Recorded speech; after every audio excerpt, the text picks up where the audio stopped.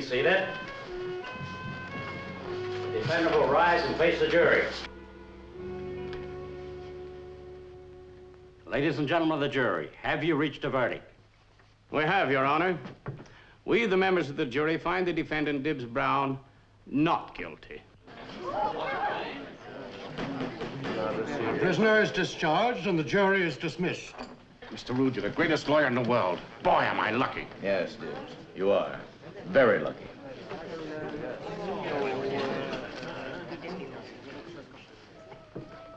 Well, Cowden Rood's done it again. But everybody Cowden Rood defends gets off. Sure, one of the prosecution witnesses got killed before he could testify. But legally speaking, Dibbs Brown had a fair trial. Unfortunately, most everybody knows that he was guilty of murder. Especially the bloodhound of the New York Police Department, Lieutenant John Henry Furnack. Well, and just what's your interest in the Dibbs Brown case? None whatsoever. I'm just interested in the law. Yeah, I know, and breaking it. John Henry, you know what really fascinates me about the law? It's the legal loopholes that lawyers like Cowden Rood can drive buses through. Who is this joker? Oh, meet Mr. Gilroy, one of our brighter assistant DAs. This is the man who thinks that the law was designed especially for his own private amusement and who one day is going to die laughing. Simon Templar.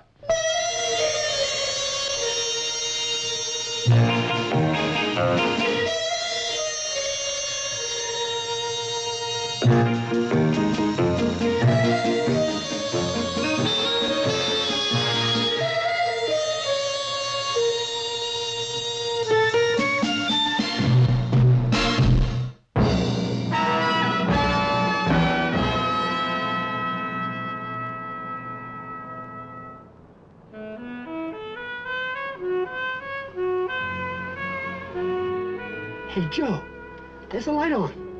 Somebody's in there. Relax, Willis. It's only the cleaning woman.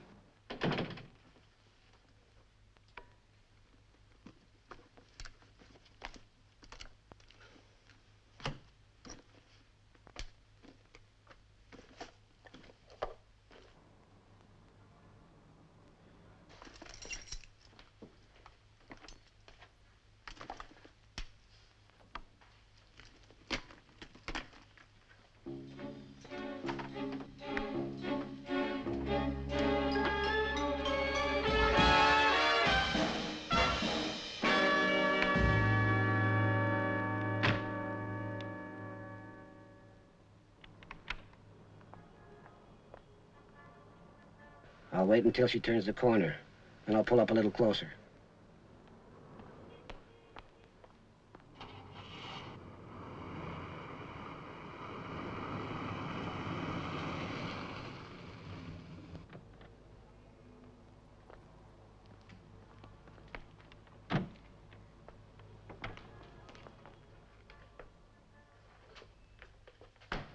In here.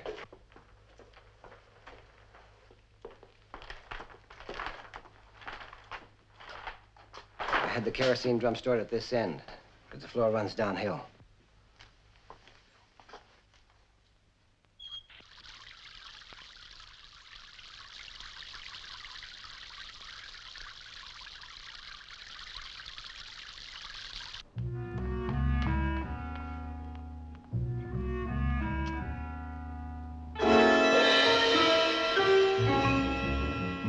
Unroll the fuse.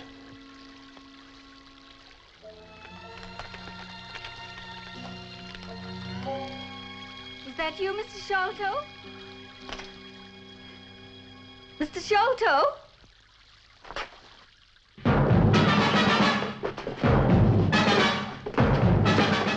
Get it going! For Joe! Get it going!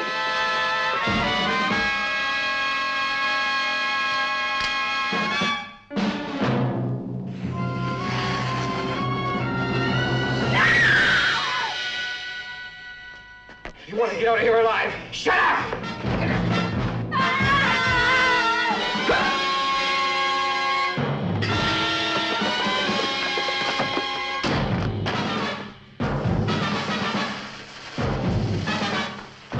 Joe! Any minute now!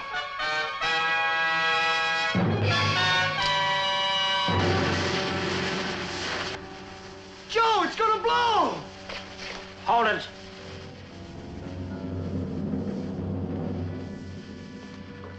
Get over there against the wall.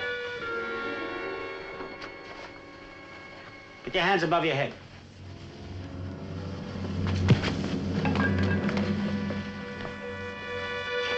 Hurry up! Okay, okay!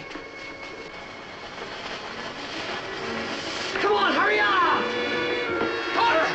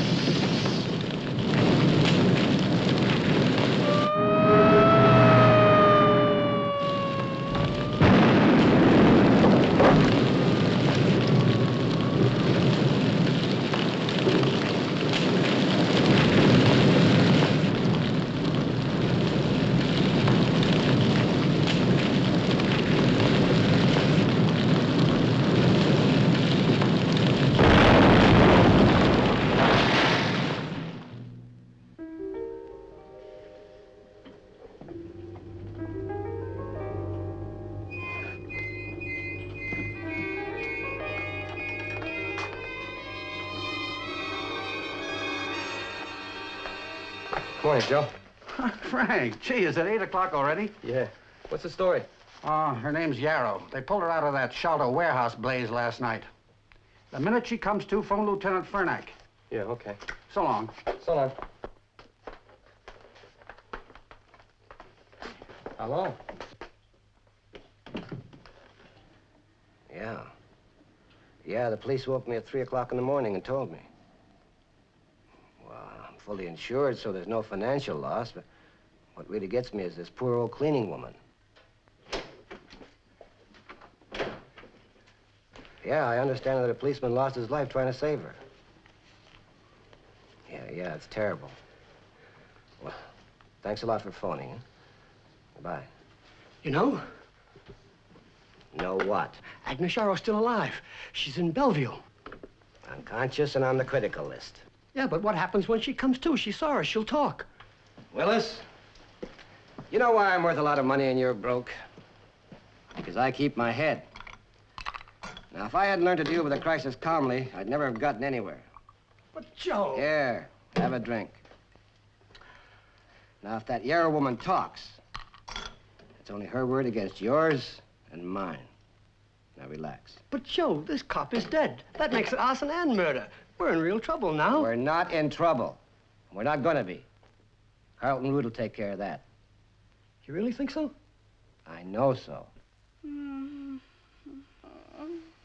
Miss Yarrow, can you hear me? Yes. I'm Lieutenant Fernack, New York Police Department. Can you tell me about the fire? Forgot wallet.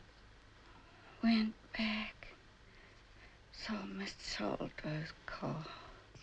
Check that out. Yes, sir. Did you see Sholto? Yes, recognized him. Was he alone? Miss Yarrow, was Sholto alone?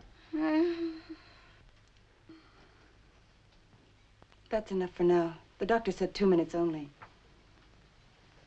Okay. Stick with her. Yes, sir.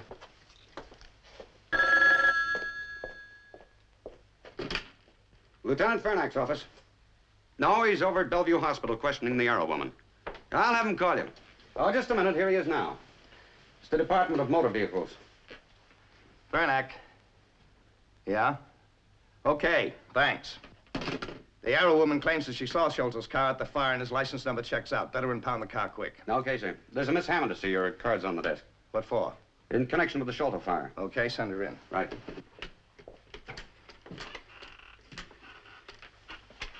Bernack here.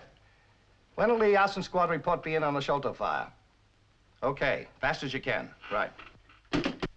Lieutenant Bernack. Well, come in, Miss Hammond. Won't you sit down? Thank you. Mary Hammond, Industrial Insurance Company claims investigator. Well, you don't look like an insurance investigator to me. Well, Lieutenant, your badge isn't showing either. Okay, what can I do for you? I understand you're in charge of the Sholto fire. I am, so? Mr. Sholto is insured with our company. Oh, he is he? Uh-huh, and it's quite an interesting sequence of events. Oh, like what? Like Sholto owned the Bleecker Street warehouse and properties for 5 years. 3 months ago, the Acme Corporation offered to buy the land. Not the building. No, one of the conditions of the sale was that Sholto had to demolish it. Go on. Well, just a month ago, he insured the building with us for $200,000. Now it's very conveniently burned down.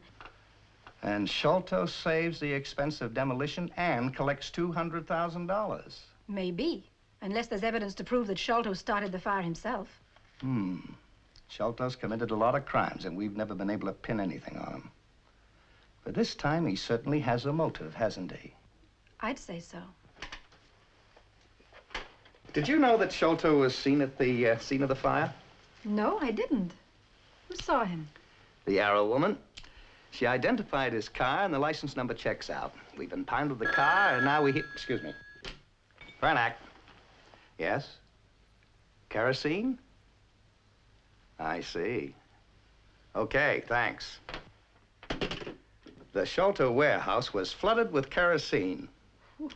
Well, Miss Hammond, with the information we have and with what you've just told me, I think we've got a case. Bernack, you're wasting your time. I was nowhere near my warehouse the night of the fire. Mr. Sholto, I have a warrant for your arrest for arson. Now, let's get going. Okay, don't get rough. Nobody will get rough if you do what you're told. Come on.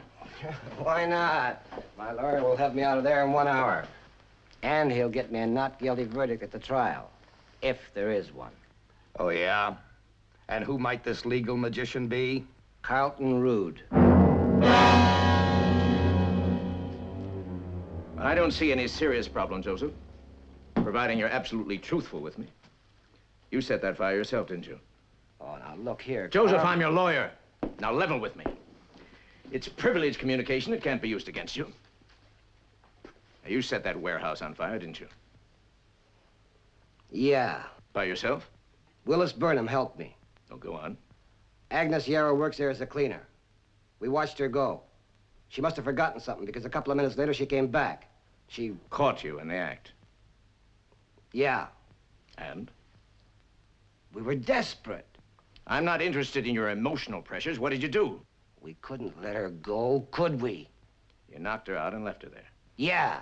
Did she get a good look at you? I guess so. Well, could she identify you or not? Well, I don't know. It was pretty dark. What about the cop? So help me, Carl. I don't know. Look, the way I figure it is, the cop must have heard Agnes yelling for help after we'd gone, and he rushed in and tried and save her. It's the truth, Carl. On my word of honor. Let's not be facetious. So Agnes Yarrow is the only witness. That's right. And she's still in the hospital? Yeah. Carl, supposing something happened to her before the trial. As things stand now, Joseph, getting you an acquittal will be very difficult. Don't make it impossible. So that's the story, Simon. I knew you'd be interested. Sholto comes up for trial 6 weeks from tomorrow. With Carlton Rood defending. You know him. Oh, I've seen him operate. He makes me sick. Why? Because he's become a courtroom legend. The invincible Carlton Rood. He knows every trick there is in the book to get a criminal off. Confusions, delays, objections. I'd give my right hand to see him disbarred. Cheers. You think he'll get Sholto off? There's no doubt about it. But how? The obvious first step is to get rid of Agnes Yarrow. You mean kill her? Witnesses have died before in Carlton Road trials. Oh, but Simon, Agnes is in Bellevue. She's surrounded with doctors and nurses. Nobody could possibly get to her there. When does she come out? A couple of weeks. Where does she live? She has a room downtown somewhere in Greenwich Village. I have her address. Does she live alone? Mm-hmm, as far as I know. You think we could talk her into staying here in my guest room until after the trial? I think so. Why don't we go down to the hospital and try it? So Mr. Templar thought maybe you'd stay at his place till after the trial. Why? I think you may be in danger. Because you're the only person who can identify the two men who started the fire. I don't think I can identify them now. Why not? Miss Yarrow, why not? Because I'm blind. When I came to, the closet was terribly hot, and smoke was coming under the door. I kept pounding on the door and screaming. Then everything went black. When I came to again, I was in Bellevue Hospital. Miss Yarrow, are you positive that the man who attacked you was the defendant, Joseph Sholto? Objection, Your Honor. The witness may possibly, to the best of her knowledge, considering her state of health, believe that she saw Joseph Sholto. But in no circumstances can she possibly make a positive identification of the defendant, because she cannot see him. Objection sustained. Very well, Your Honor. I'll rephrase the question. Miss Yarrow, you are positive the man who attacked you was Joseph Sholto? Yes, sir. You saw him, you recognized his voice and his car? Yes, sir. Thank you, Miss Yarrow. Your witness. May it please the court, I would like to defer my cross-examination of this witness until after I have presented witnesses for the defense. Granted. The prosecution rests. You may step down. At this time, Your Honor, defense moves for a direction to the jury of acquittal on the grounds that the learned prosecutor has based his whole case upon surmise and upon one witness who, for obvious reasons, cannot possibly make a positive identification of the defendant. I think not, Mr. Rood. Your motion is denied. Call your first witness. As Your Honor pleases. We call Mr. Willis Burnham. Call Mr. Willis Burnham. You were fine, Agnes. How do you think we're doing? With your insurance testimony and Agnes being an eyewitness, we've got Sholto nailed. Are you sure? You swear to tell I think so. the truth, nothing but the true self you got? I do. Be seated.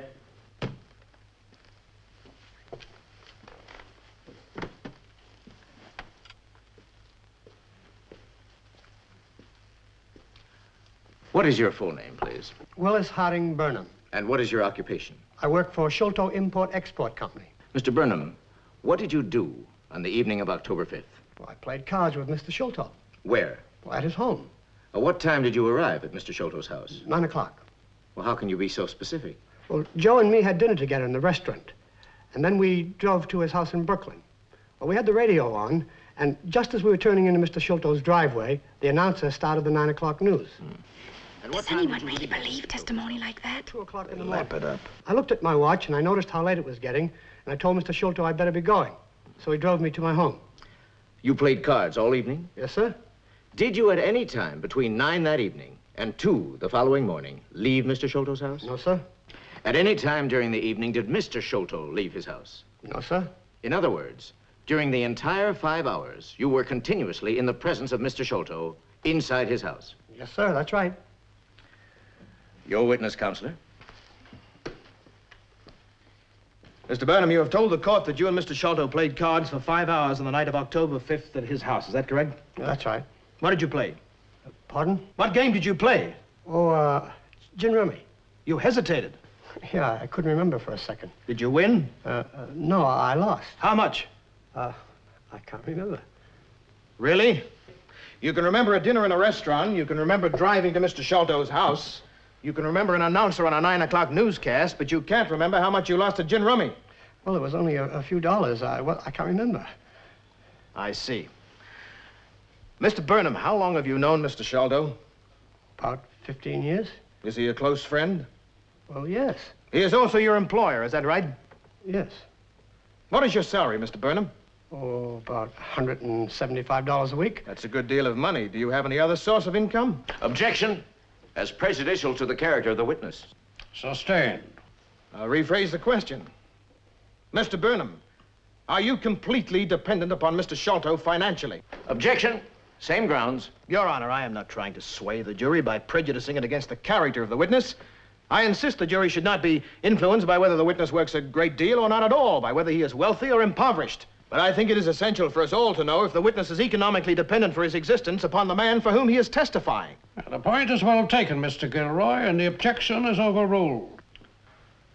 Now, Mr. Burnham, you understand that the court agrees that your financial relations with Mr. Sholto could conceivably have some bearing on how your testimony is received. Now, once more, are you completely dependent on Mr. Sholto financially? Yes. And in return for this high salary, you give him your complete loyalty and devotion. Is that correct? Well, I do the best I can. Generally speaking, you do what he tells you. Yes.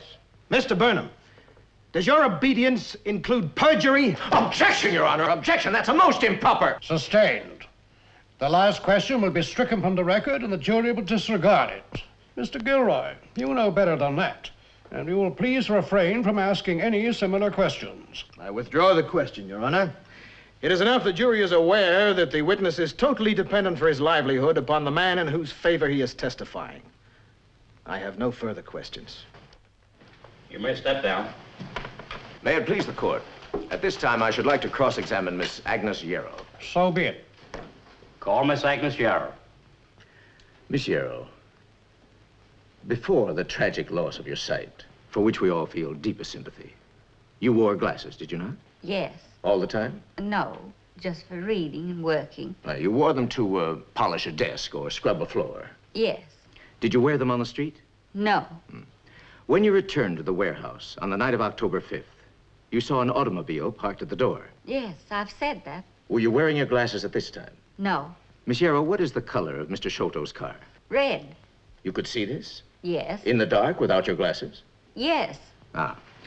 Miss Yarrow, isn't it true that in March of 1956, you were examined by a Dr. P.W. Oathwaite of 1120 Park Avenue, is that correct? Yes. Now, I have here Dr. Oathwaite's report, in which he states that you suffered from Daltonism, otherwise known as color blindness. Is that true? Yes. Miss Yarrow, I have here the registration certificate for Mr. Sholto's car. This contains the vital statistics concerning the automobile in question. I believe you're familiar with these statistics. Yes, I am. You are? Yes. Well, you haven't seen this registration, have you? Well, no, of course not. Then how do you know what's on it? Well, Lieutenant Fernack impounded Mr. Sholto's car. I think that's the term. And then when Mr. Gilroy was preparing the case, well, you know. He told you? Well, yes.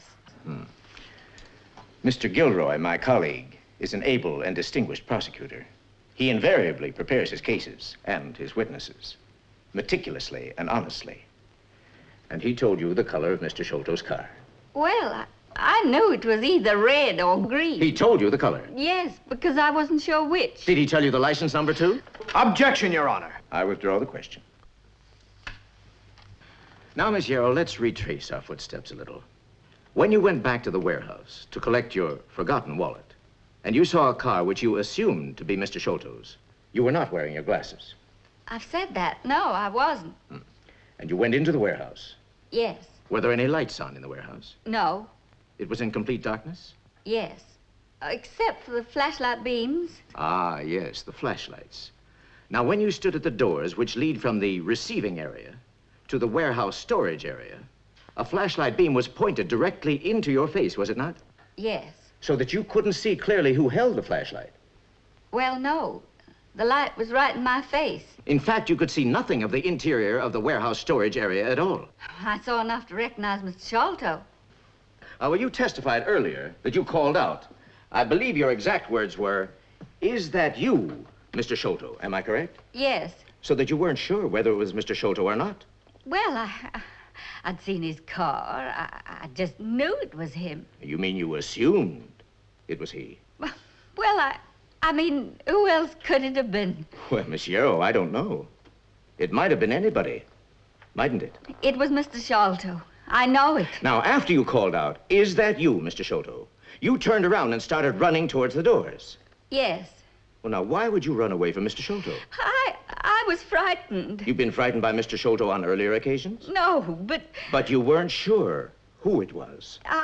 I know it was Mr. Sholto. Miss Yarrow, you had your back to this man who was running after you. Yes. Therefore, you weren't looking at him. Not exactly. Miss Yarrow, your back was to this man, was it not? Yes. And then this man grabbed you from behind and started dragging you towards the warehouse office. Yes. Therefore, at no time on the night of October 5th were you ever actually face-to-face with this man. Well, no, it all happened so quickly. And you were very frightened. Well, of course I was frightened. And confused.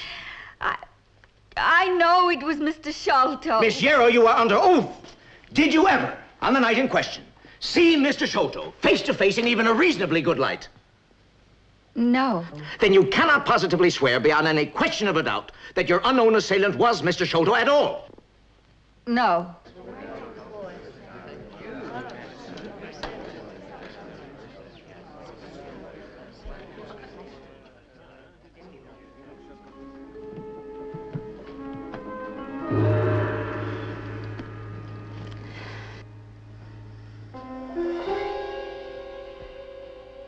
I know it was Mr. Sholto.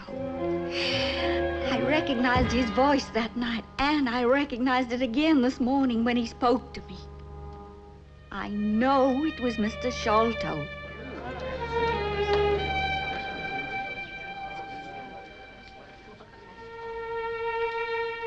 Your Honor, we would willingly consider as admissible evidence the assertions of the physically handicapped witness that she can identify the defendant by his voice if she can prove them to the court under test.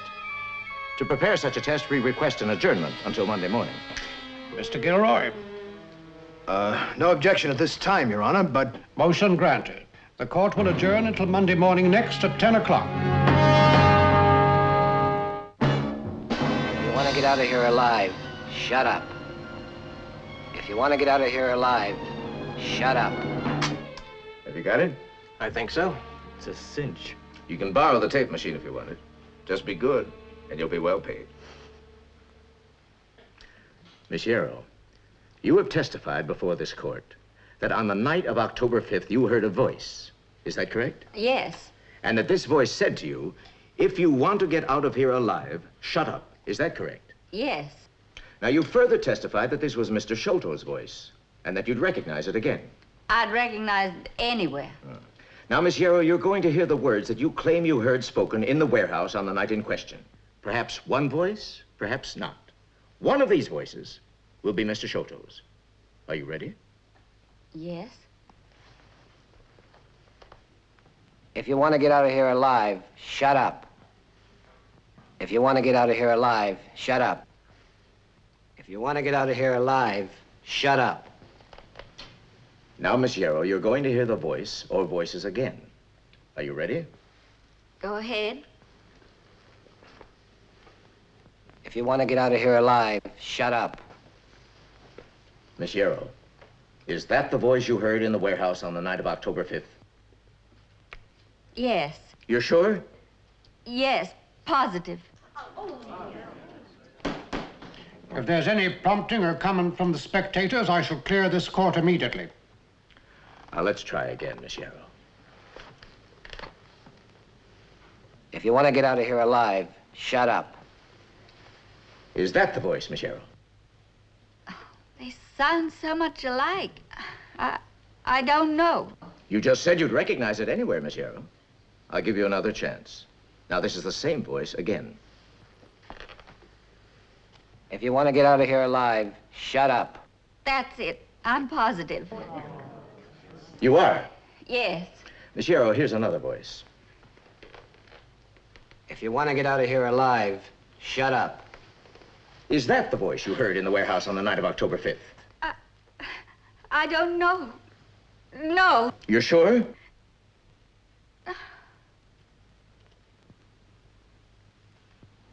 If you can't answer, why don't you admit you were wrong? Are you afraid that if you were wrong about this, you might have been wrong about everything? Your Honor, we agreed to a courtroom test, not the procedures of a torture chamber. I'm perfectly willing to give Miss Yarrow another opportunity.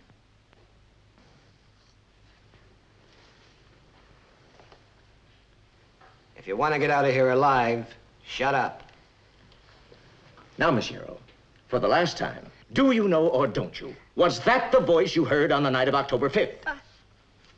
You said you'd recognize it anywhere. You said you were sure. Well, they all sound so much alike. I'm not sure. You're not sure of anything, are you, Miss Yarrow? No, You did not recognize Mr. Sholto that night, and you did not recognize his voice. Isn't that true? Yes. I guess I was wrong. Maybe I was wrong about everything. I don't know anymore. I'm sorry. Please stop this. Please leave me alone. Leave me alone. Leave me alone.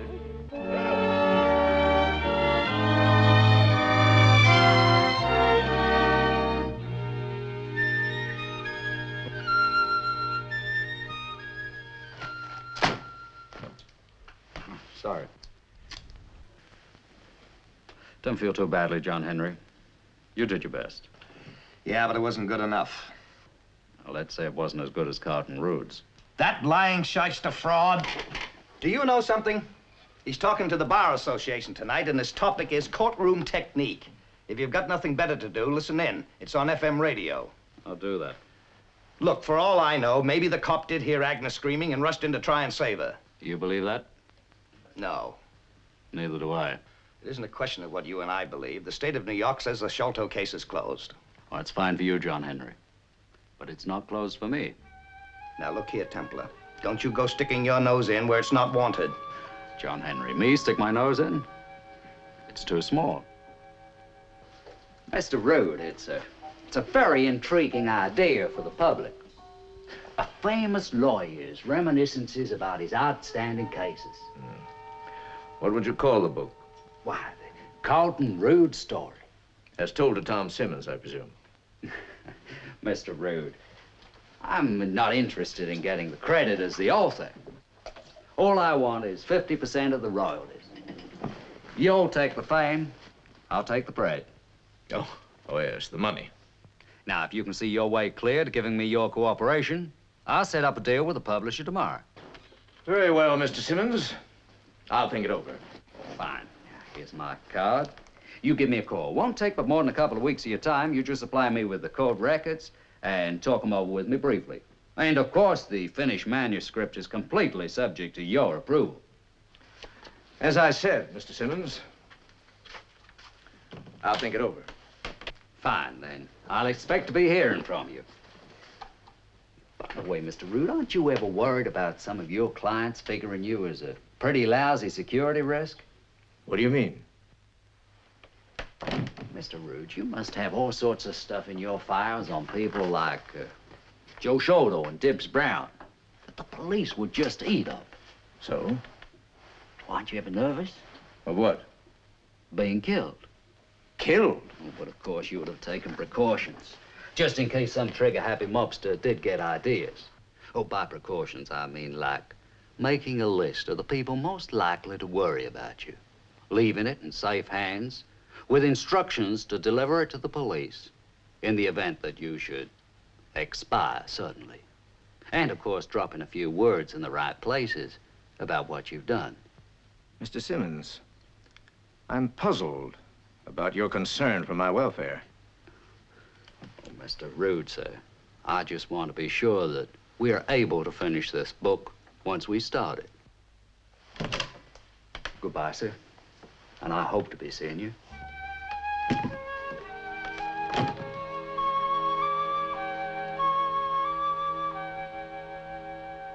And in conclusion, ladies and gentlemen of the Bar Association, let me suggest to you that serving these cherished, eternal ideals of justice is the solemn, sacred mission of each and every humble practitioner of the law.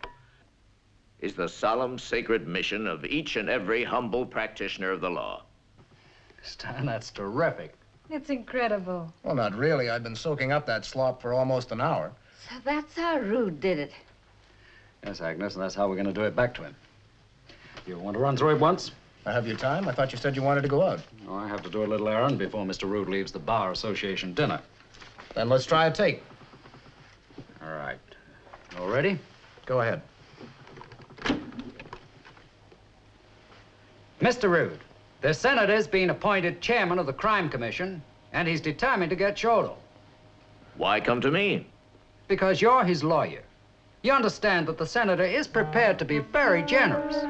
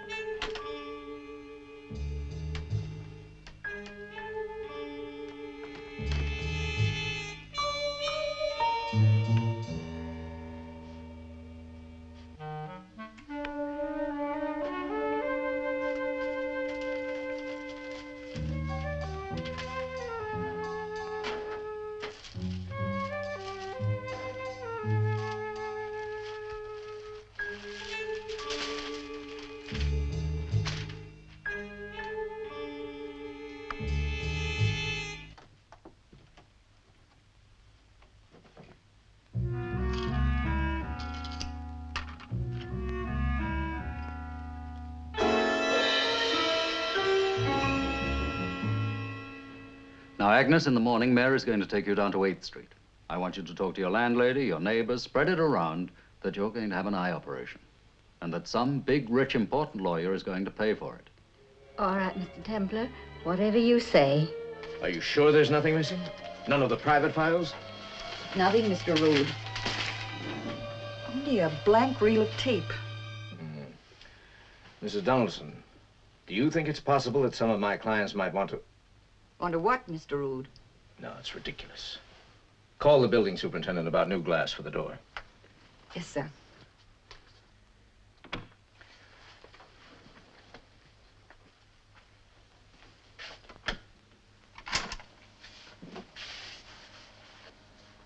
Mrs. Donaldson, 3 copies of this in my personal and confidential file.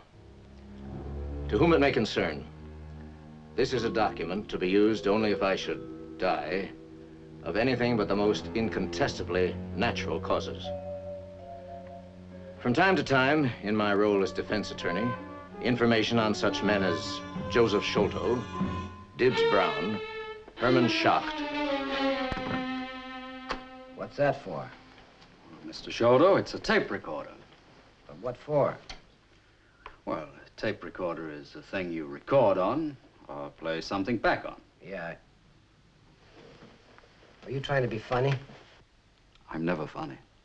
I'm trying to help you. Why? Let's say I am interested in your career. Yeah? Since when? Well, it's been going on a long time. Come on, get to the point. I haven't got much time. Mr. Sholto, you're going to have time for this. Something I picked up in Carlton Rood's office last night. Picked up? Yes, I broke in. You're kidding. On the level. A client of mine wanted something out of Rood's files. So while I was looking around, I turned on his tape recorder to see if there was anything about my client on it. Instead, I found something I figured you'd be interested in. What's your angle, Templar? Money. Money? Mm-hmm. A guy has to make a living. Meaning this is for sale? That's the general idea. So play it.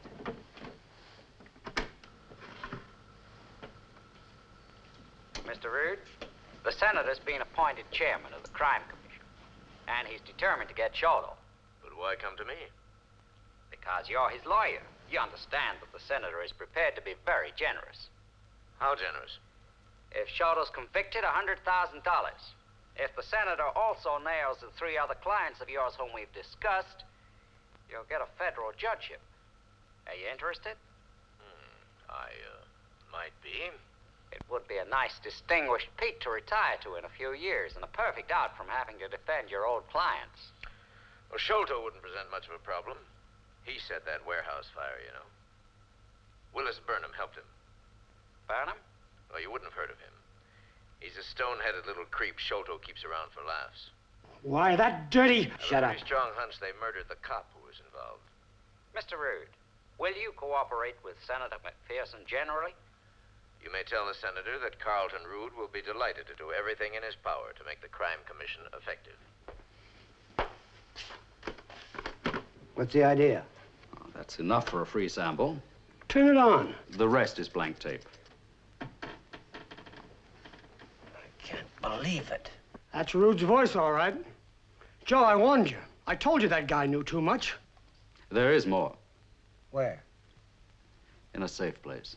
If you want to know what Rood is going to do, you're going to have to pay for it. Of course, the advantage of knowing Rood's plans is that you might be able to stop him.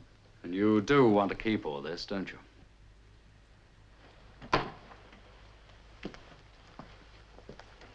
How do I know all this isn't a fake? Joe, it's Rood's voice. Yeah. And a lot of things can be done with voices. Why don't you call him up? And say what? Well, ask him if his office was broken into. Ask him if anything was stolen. Just don't let on you know anything. Go ahead, Joe. Call him.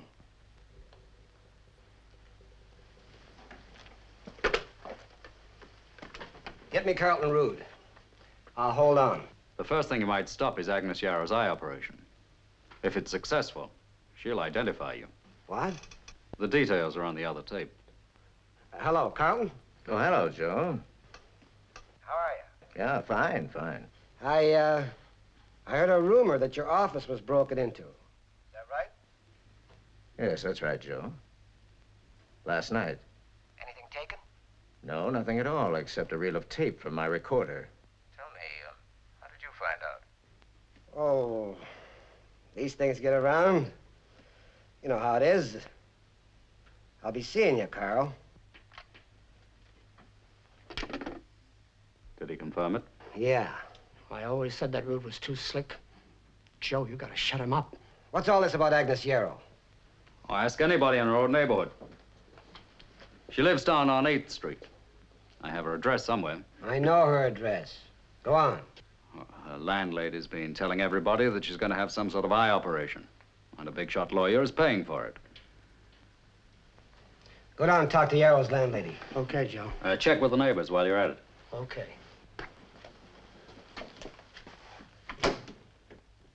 When can I hear the rest? When I can hear the rustling of $10,000 bills.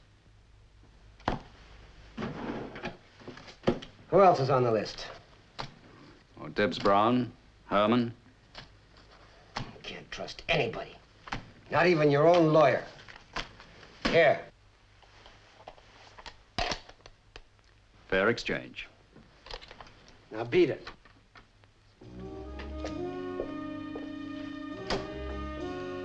Goodbye, Mr. Sholto.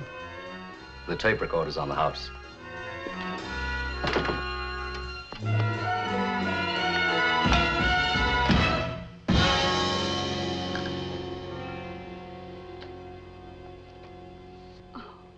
$10,000? Why, that's a fortune. It's all yours, Agnes. Simon, what do you think will happen? Who knows?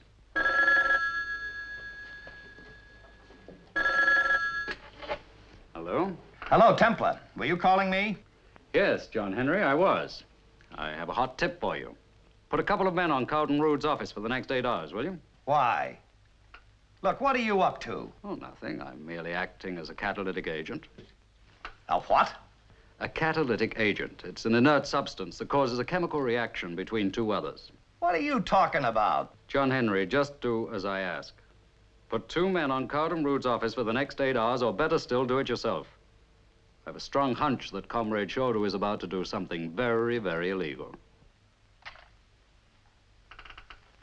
And it's possible that if Miss Yarrow gets her sight back, you might reopen the case. Fernack and the DA's office would love to get Sholto on a murder rap because of the cop. Failing this, you should be able to get Sholto on income tax evasion for any of the past 5 years, but especially 1960. Joe, In my opinion, Senator McPherson's best line. Did you talk to the landlady? Yeah, and to the old lady next door. They both say that Agnes is having an eye operation, and that some big shot lawyer's picking up the tab. Come on, Willis.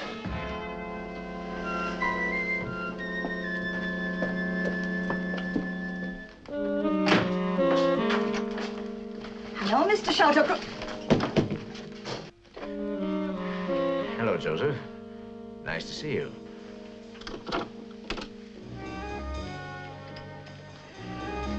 Won't be for long. What is this? How dare you lock my door? How's Senator McPherson? Who? So I'm a stone-head little creep, am I? What are you talking about? So Carlton Rood would be delighted to do everything in his power to make the crime commission effective, huh? Well, well, well. You're drunk. Joe. Look. Private and confidential. But then you don't keep any secrets from me, do you? Well, you have no right to look in that. It's... You even had to write everything down, didn't you? You rotten, two-faced, double-dealing... Shush! Get out! You heard me, get out! Sholto in there? Yes. Get out! Come on, open up.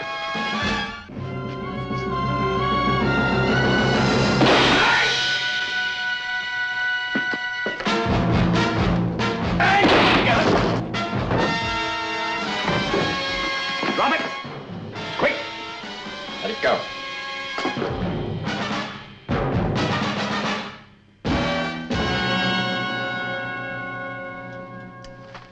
Well, that's that. Something bothering you, Lieutenant? You know, Templar, I've got a feeling that you had something to do with this. John Henry, you got me to the quick. Did I shoot Burnham? Did I shoot Rood? Did I sentence Sholto to the chair? No, but you knew something was happening. That's why you asked me to keep an eye on Rood's office. But I didn't know what was going to happen, did I?